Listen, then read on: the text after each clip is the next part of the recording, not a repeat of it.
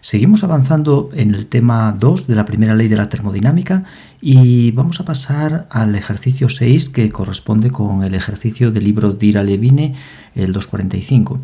Dice que para cada uno de los siguientes procesos debemos deducir si las cantidades, calor, trabajo, cambio de energía interna y entalpía, son positivas, cero o negativas.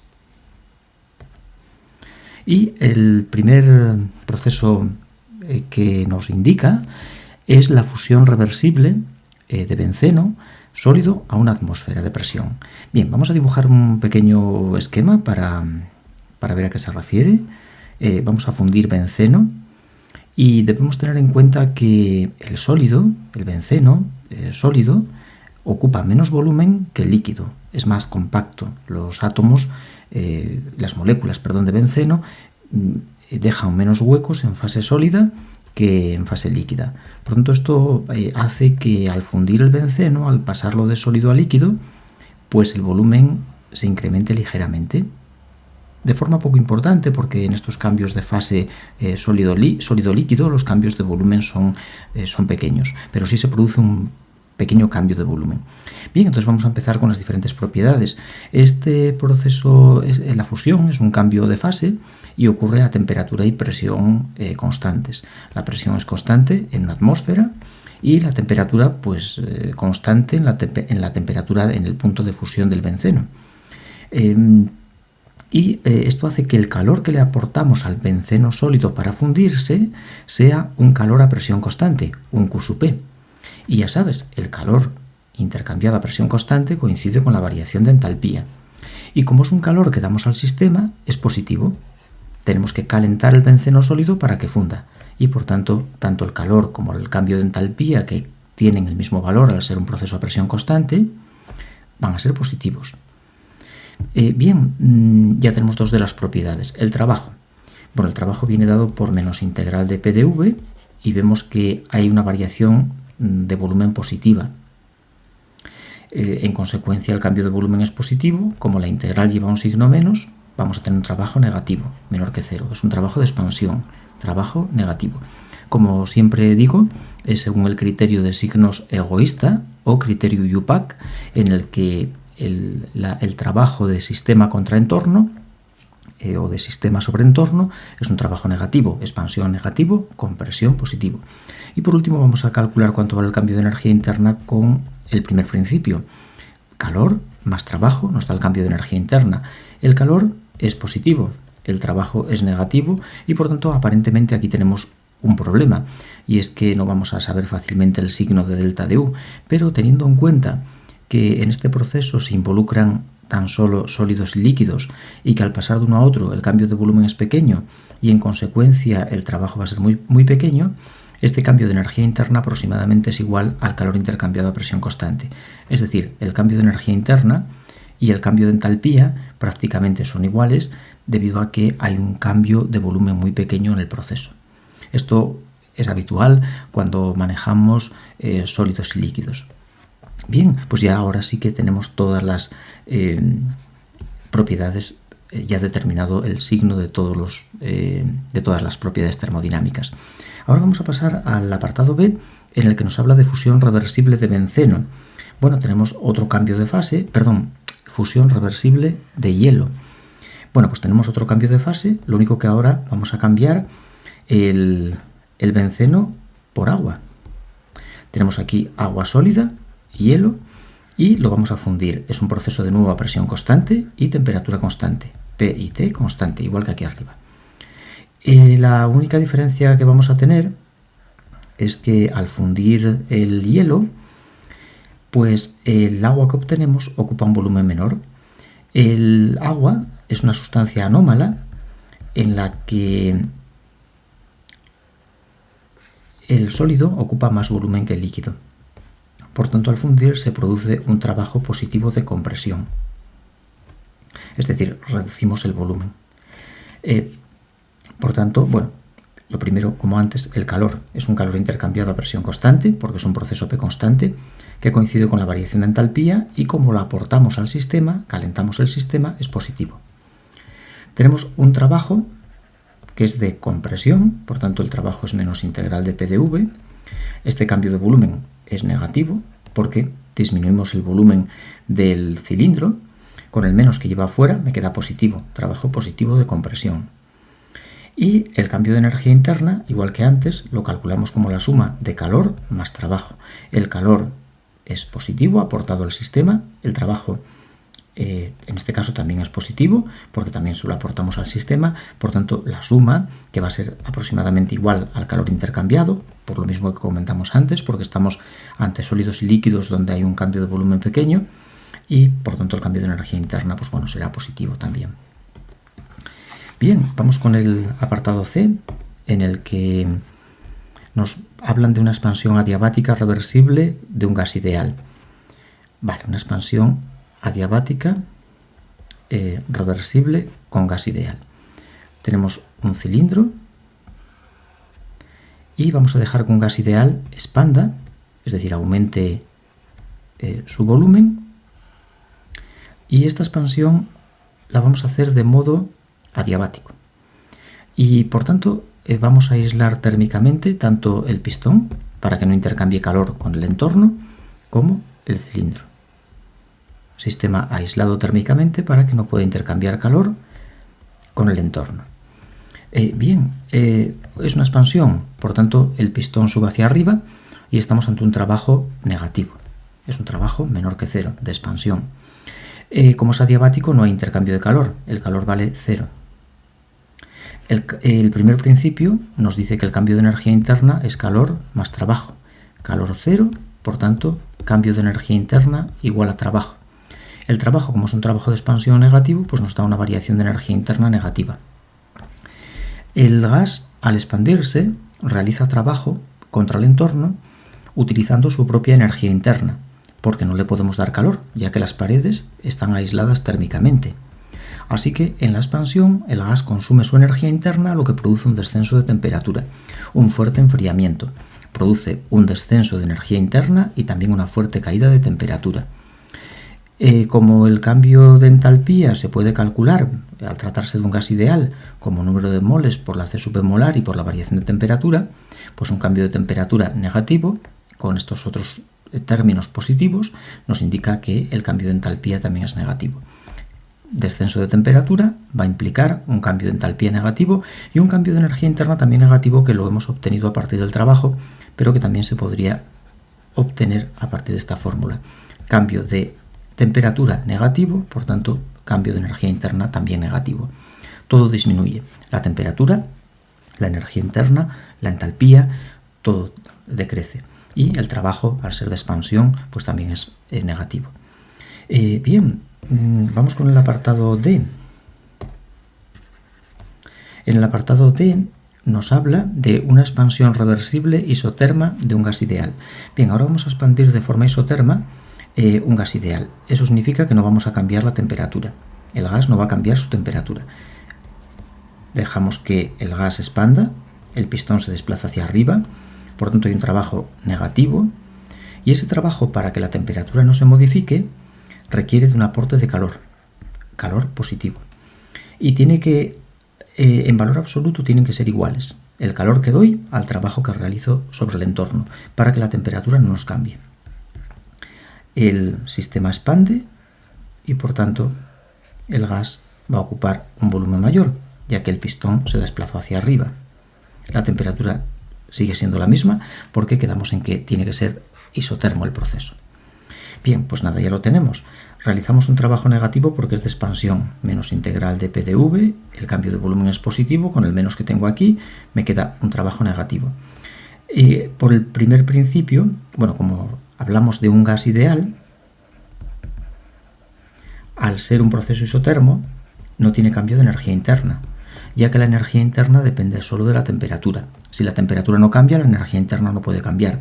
Lo mismo nos pasa con la entalpía. No tenemos tampoco cambio de entalpía. Por tanto, estas propiedades, su variación es nula.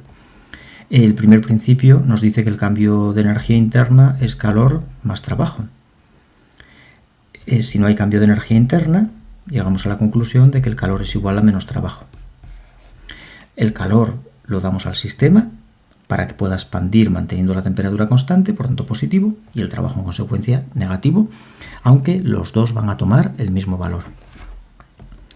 Bien, vamos con el apartado E. En el apartado E tenemos una expansión adiabática de un gas ideal en el vacío. Una expansión adiabática de gas ideal en el vacío. Este es el experimento de Joule. Bien, vamos a considerar las ampollas de Joule, 2 ampollas de vidrio, unidas por un tubo, separadas por una válvula. A la izquierda metemos un gas a una presión P y a la derecha hacemos vacío. Con una bomba de vacío sacamos el aire. Bien, abrimos la válvula y dice que es adiabático, ¿no? Expansión adiabática. Por tanto, bueno, podemos aislar térmicamente las ampollas para que no intercambien calor con el entorno. Aunque no las aislemos, no lo van a intercambiar, pero bueno. Y ya tenemos la primera propiedad, Q0. Pasamos al primer principio, cambio de energía interna igual a calor más trabajo. Por tanto, cambio de energía interna igual a trabajo, ya que no hay calor, proceso adiabático. Pero el trabajo es un trabajo completamente irreversible, esto es un proceso irreversible que viene dado por la presión exterior multiplicada por cambio de volumen. Y como expande contra el vacío, la presión exterior vale 0. O sea, cuando abra la válvula, el gas expande contra el vacío y el vacío no presenta presión. Por tanto, la P exterior es nula y no tenemos trabajo. Al no tener tampoco trabajo, el cambio de energía interna vale 0. La energía interna con un gas ideal depende solo de temperatura. Gas ideal, U es una función de T, igual que la H, solo dependen de T. Si la U no cambia, la T no puede cambiar. La temperatura tiene que ser constante. Es decir, no puede haber durante ese proceso cambio de temperatura. Y, por tanto, para un gas ideal, el cambio de entalpía es NCP molar por la variación de temperatura. Si no tenemos cambio de temperatura, pues no puede haber tampoco cambio de entalpía. Es decir, que todo vale 0. En el experimento de Joule no se intercambia calor porque es adiabático, no se realiza trabajo porque es una expansión contra el vacío. El cambio de energía interna, por tanto, vale 0, lo que implica que es un proceso a temperatura constante y, por tanto, tampoco tenemos cambio de entalpía. Todas las propiedades son nulas. Bien, y después en el apartado F tenemos el experimento de Joule-Thomson, el estrangulamiento adiabático de Joule-Thomson de un gas ideal. Aquí nos habla de gas ideal. Bueno, tenemos que tener en cuenta que tenemos que mirar la teoría, repasar el punto, no sé si fue 16 o de teoría, donde hablamos del experimento de Joule-Thomson. Joule-Thomson consiste en estrangular, en hacer pasar en el flujo de un gas a través de un tabique poroso. Un tabique que tiene poros y que el gas puede pasar a través de él con dificultad, pero puede atravesarlo.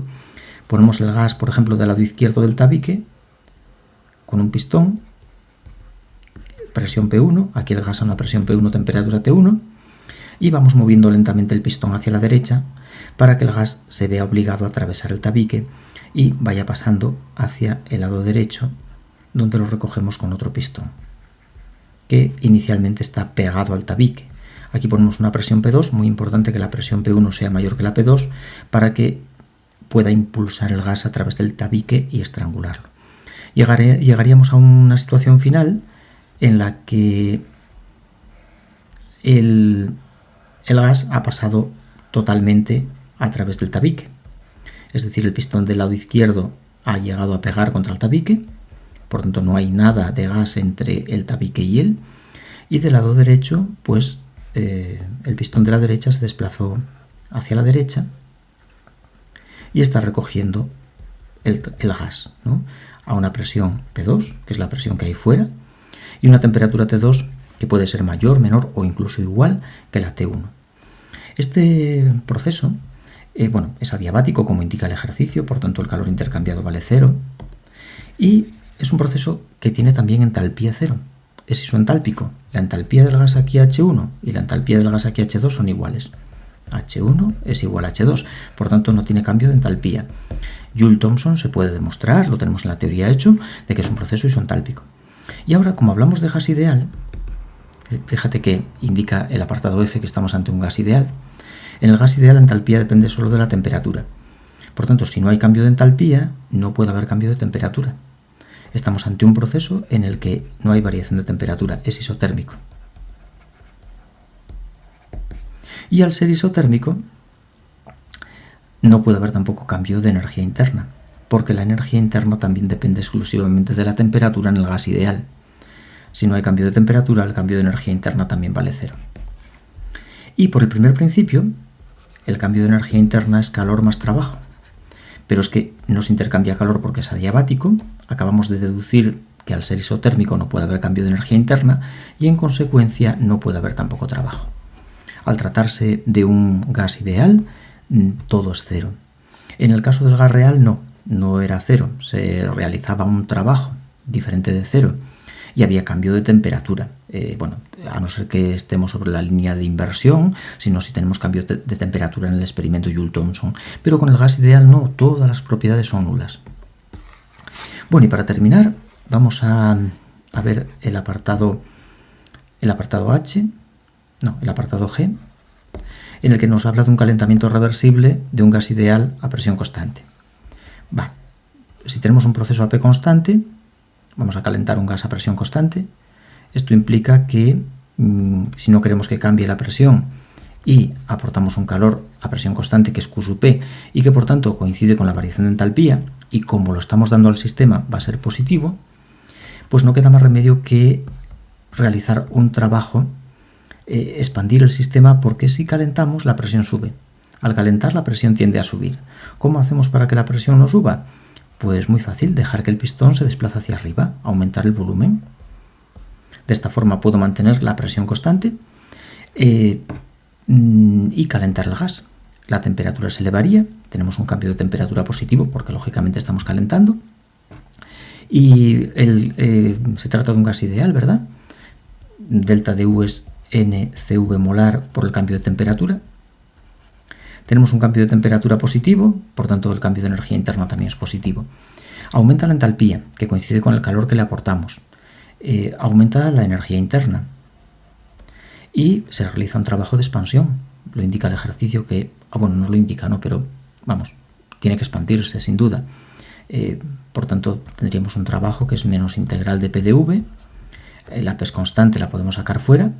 Pero hay un cambio de volumen positivo, hay un aumento de volumen y por tanto es un trabajo negativo. Trabajo negativo de expansión, calor positivo que tenemos que aportar, cambio de temperatura positivo, lo que hace que el cambio de energía interna también sea positivo también, aumenta la energía interna. Y en el apartado H tenemos el enfriamiento a volumen constante de un gas ideal. Bueno, ahora pondríamos un recipiente sin pistón para que el volumen sea constante, V constante, y vamos a enfriar el gas. Por tanto, le vamos a quitar un calor que llamamos Q sub V porque es un calor cedido a volumen constante y no sé si recuerdas que coincide con el cambio de energía interna. Como es un enfriamiento, pues hay un descenso de temperatura, hay una disminución de temperatura, el gas se va a enfriar, por tanto baja la temperatura, delta de T es negativo. El cambio de entalpía es número de moles por la C sub P molar por la variación de temperatura. Si baja la temperatura, la entalpía cae también. Y aquí la energía interna también cae porque el calor sale del sistema hacia el entorno, se enfría. Por tanto, cede calor hacia el entorno, hay un cambio, hay un calor negativo y por tanto cambio de energía interna negativa porque coincide con el calor intercambiado. Y con esto ya lo tendríamos todo. Y el trabajo, me falta el trabajo, que es menos integral de PDV. No hay cambio de volumen, porque es un proceso a volumen constante, por lo tanto no hay trabajo. Procesos a volumen constante, no tenemos trabajo.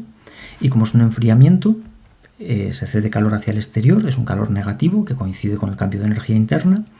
Y al haber un enfriamiento hay un descenso de temperatura que obliga también a la entalpía a disminuir. Bien, pues esto sería cómo varían todas las propiedades del primer principio en esa serie de procesos termodinámicos que son los más típicos que nos encontramos. Esto es todo sobre el ejercicio 6 y proseguimos con el 7.